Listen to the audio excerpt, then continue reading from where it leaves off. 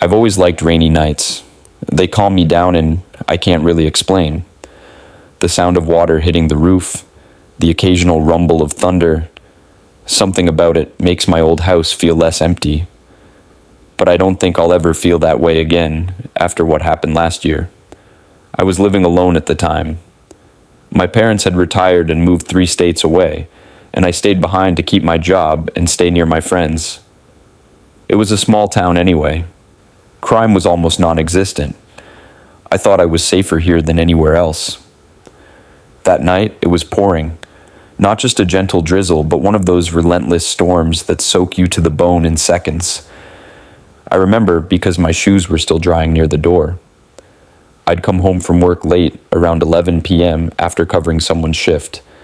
I was exhausted, but strangely restless.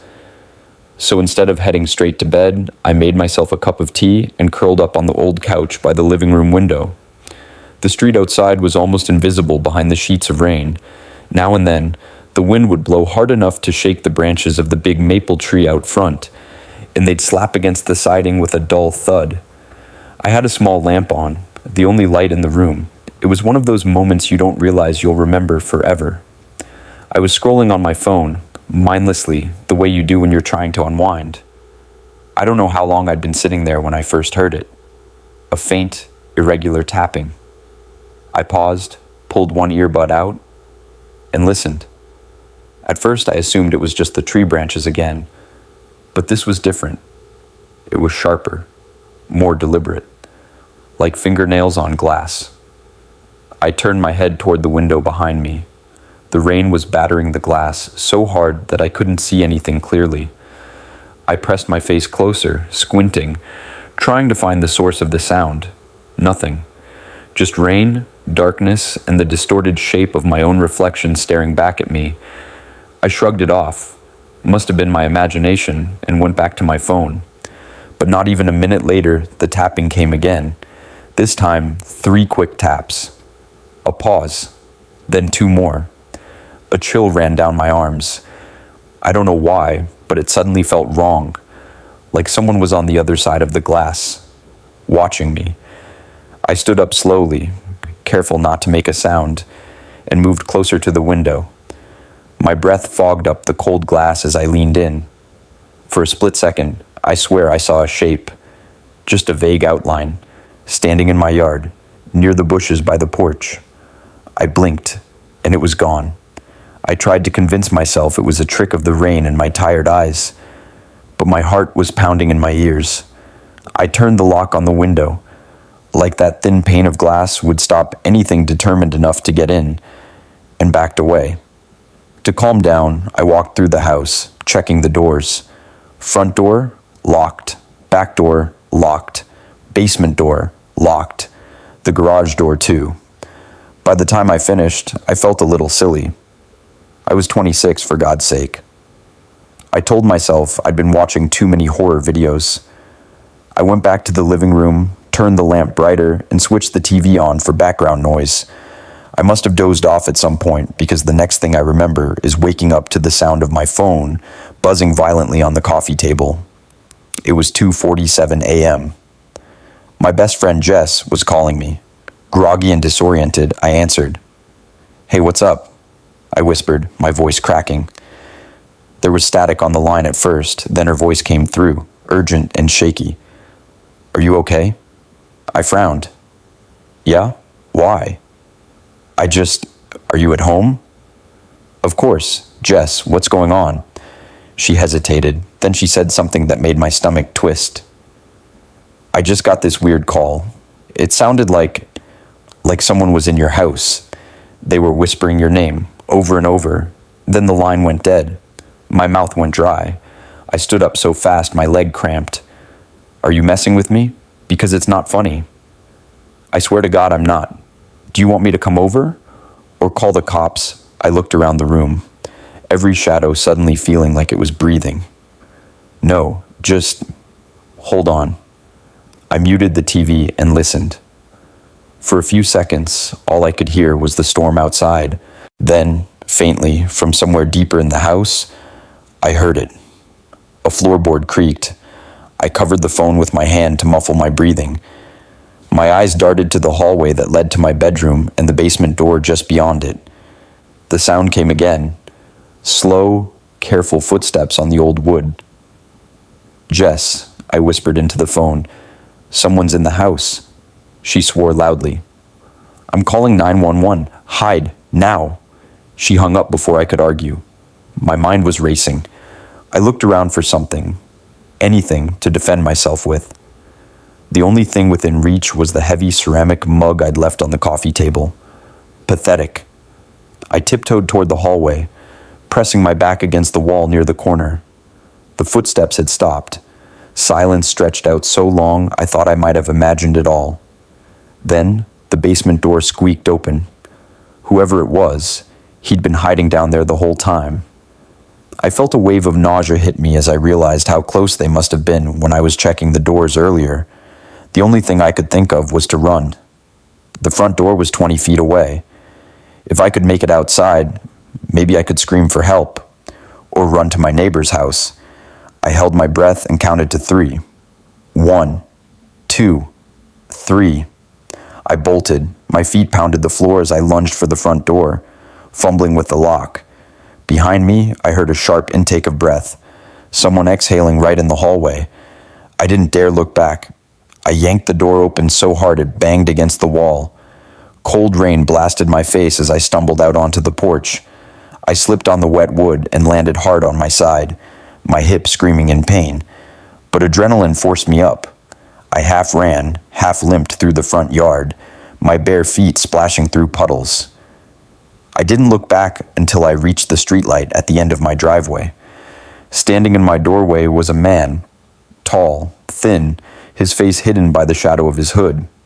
He didn't chase me, he just stood there, watching me through the downpour. Blue and red lights turned the corner a minute later. I collapsed when I saw them. The police asked me the same questions over and over as I sat shivering in the back of the patrol car. I could barely answer. My teeth were chattering, half from the cold rain soaking through my hoodie, half from pure shock. They kept their voices calm, but I could see it in their eyes. They didn't know if they'd find anyone still inside. 2 officers, both young, one with a mustache, he probably thought made him look older, drew their guns and stepped into my house. The other cop, a woman with kind eyes but a firm grip on my shoulder, stayed with me. She kept telling me to focus on her, to breathe. I wanted to watch the door, but she blocked my view on purpose. I think she knew I'd panic if I saw anything. It felt like hours, but it was probably less than 10 minutes before one of the younger cops came back out. He holstered his gun, but didn't look relieved. He said something into his radio, then turned to the woman next to me. "No one in there. We checked every room, attic to basement. Must have slipped out when she ran." I heard myself laugh, a dry, humorless sound that didn't feel like it came from me. But I saw him. He was right there. He watched me run. The cop avoided my eyes. "Ma'am, there's muddy footprints all through the basement and kitchen. He was definitely here. We'll check the neighborhood, okay? But for now, you need to come down to the station and make a full statement." They didn't let me go back inside. They wouldn't even let me grab dry clothes or my phone. They wrapped a scratchy blanket around my shoulders, loaded me into another squad car, and drove me away from the only home I'd ever known. I sat under the harsh fluorescent lights of the small-town police station, wrapped in that stupid blanket. My hair dripped onto the cheap linoleum floor. The woman officer, her name was Officer Reeves, handed me a styrofoam cup of instant coffee that tasted like burnt water, but I held it anyway just to keep my hands busy. Every so often, someone would come in and ask me to repeat everything. "What did you see? What did you hear? Had you seen anyone suspicious earlier that day? Did you know anyone who might want to scare you? Did you lock your doors?" The more I told the story, the more unreal it sounded to me. A shadow in the rain, footsteps in the dark, a basement door creaking open. The kind of things you tell yourself can't actually happen in real life, but they did. Around dawn, Jess showed up. She looked like she hadn't slept in days. hair tied up in a messy bun, mascara smudged under her eyes. She pushed past the front desk and wrapped me in a hug so tight I couldn't breathe. "Jesus, you look like shit," she said, laughing through tears. "Thanks," I croaked. My voice was nearly gone. She pulled back to look me in the face. "You're staying with me, non-negotiable. I'm not letting you back in that house alone until they catch that freak." I didn't argue. I was too tired to fight her on it. The cops drove us back so I could pack a bag. The sun was up now, but the sky was still gray and spitting drizzle. They had strung bright yellow crime scene tape across my front door. Seeing it made something deep inside me break. 2 officers escorted me inside while Jess waited in her car. My living room looked untouched, except for the damp footprints smeared across the hardwood. They'd left muddy streaks on the baseboards, little reminders that someone had been here, moving freely while I slept. I grabbed the essentials, clothes, phone charger, my old teddy bear I hadn't touched in years, but suddenly couldn't leave behind. When I stepped back out, Jess was waiting with the passenger door open. She gave me that look, the one that said, "I told you living alone was a bad idea." I didn't have the energy to joke back. As we pulled away, I stared at my house in the rearview mirror. It didn't look like home anymore. It looked like a crime scene. For the next week, I stayed at Jess's apartment. She had a tiny place above a nail salon, loud and drafty, but I didn't care. I slept on her lumpy pull-out couch with the TV on all night. The police called me every day with updates that weren't really updates. No prints, no suspects, no signs of forced entry. One officer gently suggested maybe I'd left a window unlocked. I hung up on him. Meanwhile, the storm didn't let up. It rained for days, constant drizzle, sometimes heavy enough to rattle the window panes of Jess's apartment. At night, every gust of wind made me jump. Every creak of the building made my heart race. Jess did her best to keep my mind off it. She dragged me out for coffee, made me binge reality TV, even tried to get me drunk one night, but I couldn't swallow more than half a beer. My appetite was gone. My sense of safety was gone. I kept asking myself the same question. Why me? Why my house? Why my quiet street in a town where break-ins were unheard of? It didn't make sense. One night, about 10 days after it happened, I woke up to the sound of water dripping. It was faint, but steady. Tap, tap, tap. At first, I thought it was raining again. I sat up, blinking in the dark living room. The TV screen was black, but the soft hum said it was still on. Jess was asleep in her bedroom with the door cracked open. I rubbed my eyes and listened. The drip didn't sound like rain. It was too close. I got up, wrapping the blanket around my shoulders like armor, and padded toward the small kitchenette. The faucet was off, the sink was dry, but the drip continued. I followed it step by step until I realized it wasn't coming from the kitchen. It was coming from the front door. My stomach flipped. I turned on the entryway light. On the doormat was a small puddle of water, fresh, clear, dripping from above. I looked up. There, stuck in the door frame, just where the weather stripping met the wood, was a small slit, like someone had wedged something between the door and the frame to keep it from closing fully. My brain couldn't make sense of it at first. Then it hit me like ice in my veins. The door hadn't been locked properly. I glanced over my shoulder at Jess's closed bedroom door. My mouth went dry. Then I heard it. The floorboard near her room creaked. It's strange what your brain focuses on in a moment like that. For me, it wasn't fear at first. It was embarrassment. I remember thinking Jess is going to kill me if I wake her up, and it's nothing. But that single creak of the floorboard was enough to drown out every rational thought. I crouched low, my heart hammering so hard it hurt. I could feel it thumping in my neck, in my temples. I scanned the living room. Nothing moved. The TV cast a faint bluish glow that made the shadows dance. Then I heard another sound. Not a creak this time, a whisper. It was so soft I thought I'd imagined it. But then it came again. I didn't even know what it was trying to say. It sounded like someone dragging their breath through their teeth. I backed up until my shoulders hit the wall. I reached for my phone in the pocket of my hoodie, but of course I'd left it charging next to the couch. 10 feet away. Might as well have been a mile. I forced myself to move, inch by inch, keeping my eyes locked on Jess's bedroom door. It was open just a crack, not enough to see inside, not enough to see who or what was in there with her.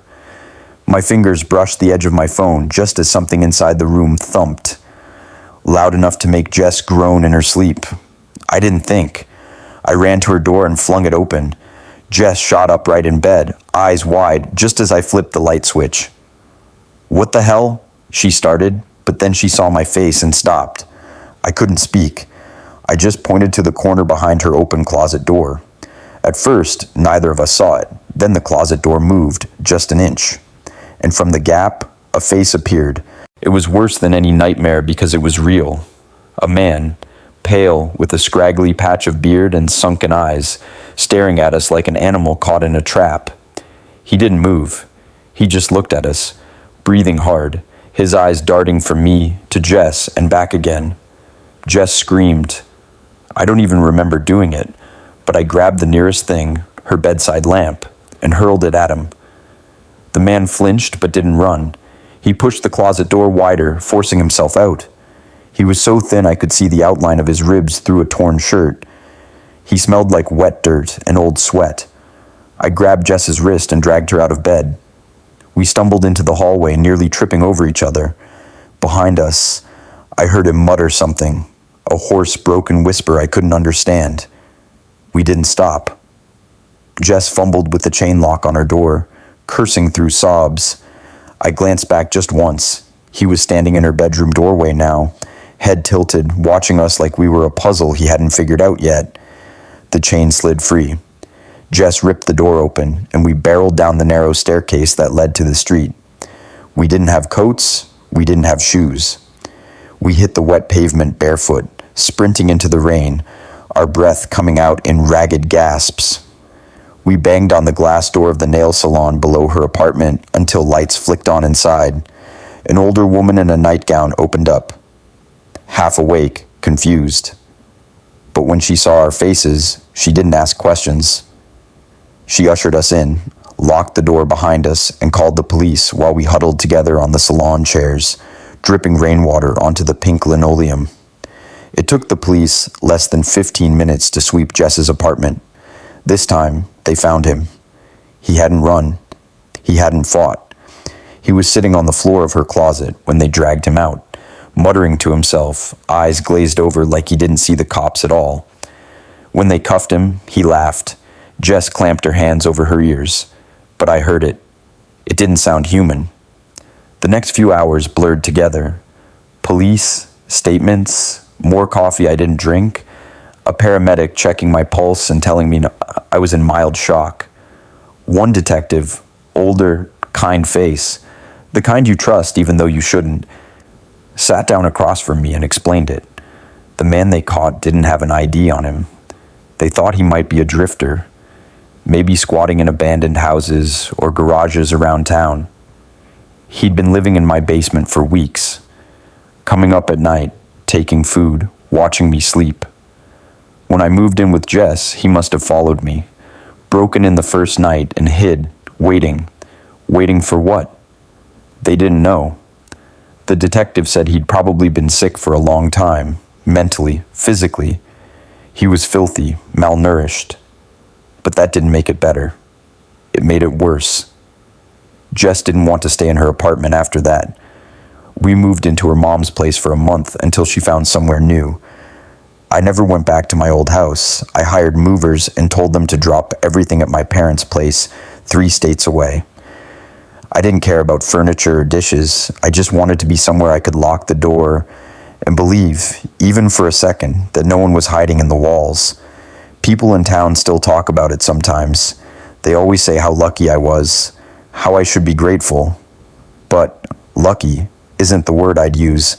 Now, every rainy night feels different. The sound of water on the roof doesn't calm me anymore. It makes me wonder if, behind the steady drumbeat, there's another sound. A footstep, a whisper, a breath on the other side of the door. I listen for it every time, and I don't think I'll ever stop. A week after they caught him, I tried to go back once, just once, to my old house to see it before I left town for good. I don't know what I thought I'd find. Maybe I needed to prove to myself it was just a building, 4 walls and a roof, nothing more. Jess's brother drove me. He didn't ask questions. He waited in his truck at the curb while I stood on the porch for a long time, keys trembling in my hand. I pushed the door open. The air inside smelled stale, like damp carpet and old wood. Dust motes danced in the faint sunlight, leaking through the living room window. Everything looked exactly as I'd left it. The couch half covered in an old blanket, the lamp tilted at an odd angle, the faint outline of muddy footprints still staining the floorboards. I should have left it alone, but instead I stepped inside, closing the door behind me. I forced myself to stand in the middle of the room and listen. No rain that day, just silence so thick I could hear my own pulse. I turned slowly, taking it in. The kitchen where he'd probably watched me cook, the hallway where I'd walked past him hiding in the basement, and then, before I could change my mind, I went to the basement door. It squeaked when I opened it, same as always. The steps creaked under my weight. The smell hit me halfway down, mold, wet earth, something sour that made my eyes water. I flicked the basement light. It flickered twice, then held steady. In the corner, behind the old water heater, was a nest of sorts. A filthy blanket. A pile of snack wrappers. Empty water bottles lined up in a neat row. Next to it, a stack of my old magazines, the same ones I thought I'd lost months ago. But what froze me cold was what I found nailed to the wood beam behind the heater. A Polaroid photo. It was me, asleep on my couch, the same blanket pulled up to my chin. I looked peaceful, completely oblivious. The photo was warped with moisture, edges curling. Someone, him, obviously, had scratched words into the wood below it with what looked like a nail. Mine. I must have made a noise because Jess's brother appeared at the top of the basement steps, calling my name. I couldn't answer him. I just backed up the stairs, clutching that single Polaroid in my shaking hand. I left the house unlocked, let the bank take it, let strangers wander through it at some open house. It wasn't mine anymore. I moved in with my parents for a while.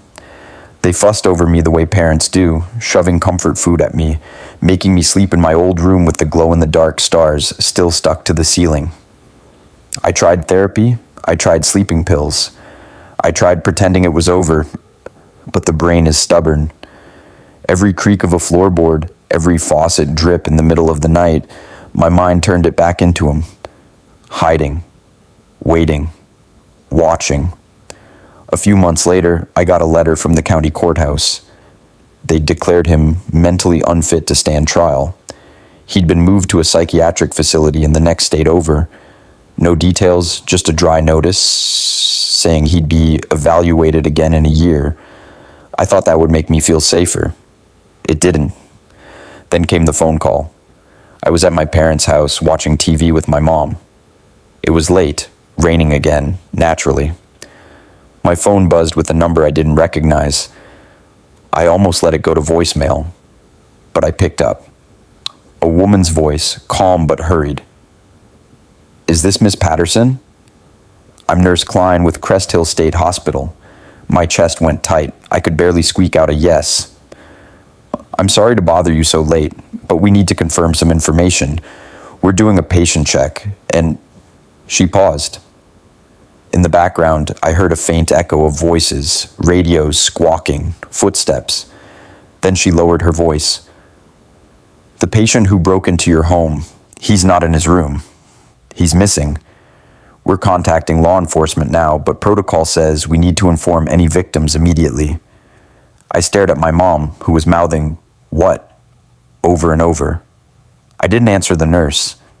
I didn't say goodbye. I just ended the call and walked upstairs to my childhood bedroom. I locked the door for the first time in 20 years. That was 3 months ago. They never found him. Crest Hill insists he probably died in the woods nearby. A man that sick, they said, couldn't survive long on his own, but no one has found a body. I know how it sounds. I know my friends are tired of my paranoia. They smile politely when I double-check the windows at their houses.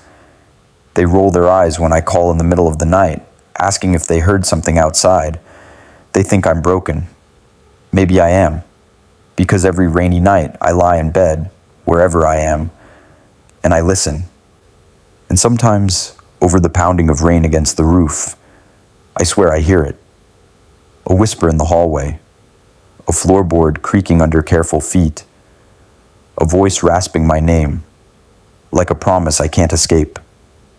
It's been a year since the first night it happened, a year since I learned how thin the walls really are between safe and hunted, between normal and never normal again. Most nights, I can convince myself it's over. I tell myself he's gone. I repeat the facts like a mantra. He was sick. He escaped the hospital. He couldn't have survived the winter. The police would have found him if he'd come near me again. And yet, I still jump every time the wind rattles the windows. I still see him in my dreams, standing at the foot of my bed, head cocked to one side, smiling like he knows something I don't. I moved halfway across the country to a busy city. I chose a second-floor apartment, deadbolt locks, a new security system. I don't tell my neighbors why I triple-check the door every night.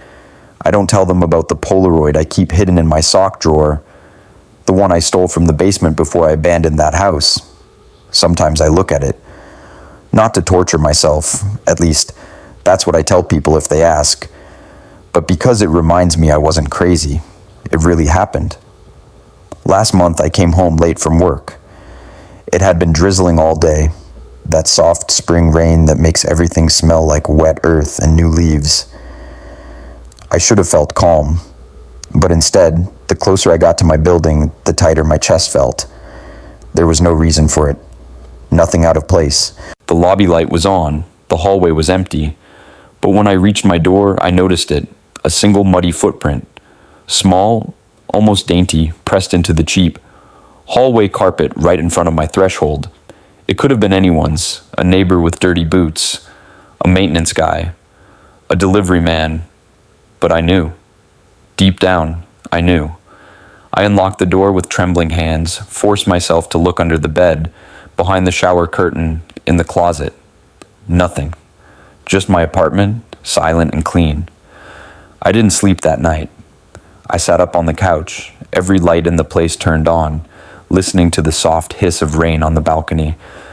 I wanted so badly to believe I was imagining it. Last week, it rained again, heavy this time, a late spring storm that rattled the windows and filled the gutters to overflowing. I was in bed, drifting in that hazy half-dream where the shadows move if you stare long enough. Then, tap. So soft I thought it was part of the dream. Tap, tap. This time I didn't freeze. I forced myself up, my throat so dry I couldn't swallow. Tap, tap, tap. It was coming from the window over my bed, second floor, no fire escape, no balcony, nothing but empty air and wet brick outside. I stood at the edge of the bed, too close, my heart thrumming in my wrists. I didn't want to look. God, I didn't want to look. But I knew I would. I drew back the curtain with shaking fingers. For a heartbeat, all I saw was my reflection, pale and wide-eyed. Then I saw the shape behind the glass, a smear of a face, a flash of teeth in the rain, fingernails scraping gently down the window pane. I stumbled backwards so hard I hit the dresser. My phone was in the other room. My legs refused to move. Tap, tap, tap. A voice, so faint I thought my mind was splitting. Mine. The next thing I remember is the police pounding on my door. A neighbor had heard me screaming. They found nothing outside. No sign of forced entry. No footprints in the muddy flower beds beneath my window. Just the condensation from the storm, trickling down the glass. They told me it was stress. That maybe I fell asleep and dreamed the whole thing. I didn't argue. I nodded, let them reassure me, promised I'd see my therapist more often. But when they left, I checked the window again. There, barely visible in the condensation, were streaks in the shape of handprints. Long, thin fingers dragging down the glass, over and over, until the rain washed them away. It's raining again tonight. I can hear it on the roof, steady as a heartbeat. I'm sitting on the floor by my front door, every lock bolted, every chair pushed up against it. I have a knife in my hand, my phone in the other. People ask why I don't move again, why I don't change my name, why I don't run farther. I don't bother explaining anymore. Because you can't outrun something that lives inside your head. And maybe deep down, I know he never really left. Maybe he never will. So I sit here, listening to the rain, to the tap, tap, tap, and I wait for him to whisper my name, him to